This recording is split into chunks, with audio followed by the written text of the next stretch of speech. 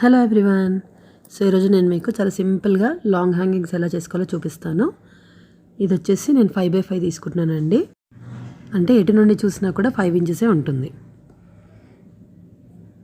ఇప్పుడు ఇది ఇలా నేను చూపిస్తున్న విధంగా ఫోల్డ్ చేసి కింద కర్వ్ లాగా కట్ చేసుకోవాలి. చాలా సింపుల్ అండి, చాలా ఫాస్ట్గా అయిపోతుంది అండ్ చాలా నీట్గా కూడా ఉంటుంది. సో ఇప్పుడు ట్రయాంగిల్ షేప్ లాగా వచ్చింది కదా. ఇప్పుడు కింద వైపున లేస్ పెడతాను. ఇక్కడ నేను ఈ లేస్ యూజ్ చేస్తున్నాను చూడండి. మనం ఏదైనా యూజ్ చేయొచ్చు. ఇక్కడ ఇది కాంబినేషన్ ఇది కావాలి కాబట్టి నేను ఇక్కడ బ్లాక్ కలర్ యూజ్ చేస్తున్నాను. సో ఇలా జస్ట్ ఇలా దీనిపైన పెట్టేసి ఫస్ట్ కుట్టుకోవాలి. తర్వాత దాని కింది వైపు కనగానే మనకి లేస్ అనేది క్లాత్ ఫినిషింగ్తో సహా వచ్చేస్తుంది. ఇప్పుడు ఇక్కడ మీకు లేస్ కనిపిస్తుంది కదా, అది వచ్చేసి పైన వైపున ఉల్టా ఉందండి. సో ఇలా ఫస్ట్ ఉల్టా పైన పెట్టి కుట్టుకొని తర్వాత దాని కింది వైపు కనగానే మీకు సీదా కూడా అయిపోతుంది అండ్ చాలా ఫాస్ట్గా కూడా వస్తుంది. ఇలా మనకి ఎన్ని పీసెస్ కావాలో అన్ని పీసెస్ ఒకేసారి ఇలా పెట్టి కుట్టేసుకోవచ్చు. తర్వాత విడివిడిగా కట్ చేసుకొని మళ్ళీ దాన్ని సీదా వైపుకి తిప్పుకోవాలండి. ఇలా కిందికి అనగానే మనకి క్లాత్ కూడా ఫినిషింగ్ అయిపోతుంది. అంటే మనకు దారం పోగులు అవి వెళ్తుంటాయి కదా, ఇలా కుట్టుకుంటే ఆ ప్రాబ్లం కూడా ఉండదు. సో ఇంతే అండి, చాలా ఈజీగా రెడీ చేసుకోవచ్చు. వితిన్ మీకు ఒక 10 మినిట్స్లో కూడా మొత్తం అంతా రెడీ అయిపోతుందండి. సో ఇప్పుడు అది అయిపోయింది కదా.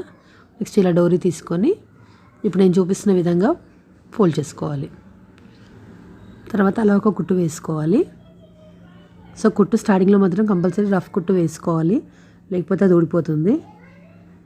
ఇలాగా అండ్ ఎడ్జ్కి కూడా అలాగే రఫ్ కుట్టు వేయాలండి.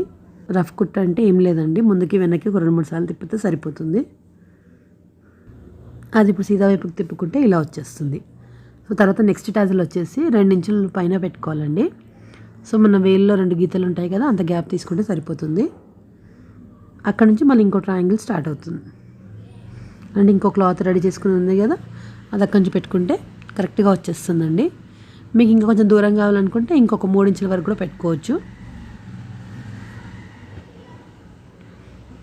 ఇలా కార్నర్స్ని కట్ చేసుకోవాలి.